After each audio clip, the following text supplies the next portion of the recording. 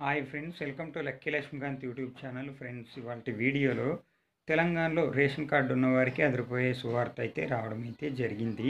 ఆ అప్డేట్ ఏంటో ఈ వీడియోలో తెలుసుకునే ముందు మీరు వీడియోని ఎక్కడ స్కిప్ చేయకుండా చివరి వరకు చూడండి. అప్పుడైతే నేను చెప్పేది మీకు అర్థమవుతుంది.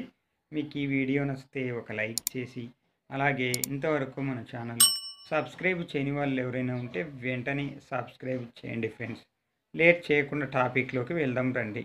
తెలంగాణ రాష్ట్రంలో నిరుపేదలకు రేషన్ షాపులో సన్నబియ్యం పంపిణీ చేసేందుకు కాంగ్రెస్ ప్రభుత్వం తేదీనైతే ఖరారైతే చేసింది.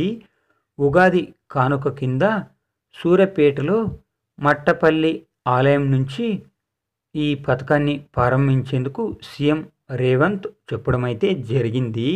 తెలంగాణ రాష్ట్ర వ్యాప్తంగా 2 కోట్ల మందికి పైగా లబ్ధిదారులకి ఒక్కొక్కరికి 6 కేజీల చొప్పున ఏప్రిల్ 1వ తేదీ నుంచి తెలంగాణ రాష్ట్ర వ్యాప్తంగా అన్ని రేషన్ షాపులో సన్న బియ్యం అయితే పంపిణీ అయితే చేయనున్నారు. ఫ్రెండ్స్, ఓకే ఫ్రెండ్స్, తెలంగాణలో అమలయ్యే పథకాల గురించి చిన్న అప్డేట్ వచ్చినా అందరికంటే ముందుగా తెలుసుకోవాలనుకుంటే వెంటనే మన ఛానల్ని సబ్స్క్రైబ్ చేయండి. Friends, thank you for watching my video.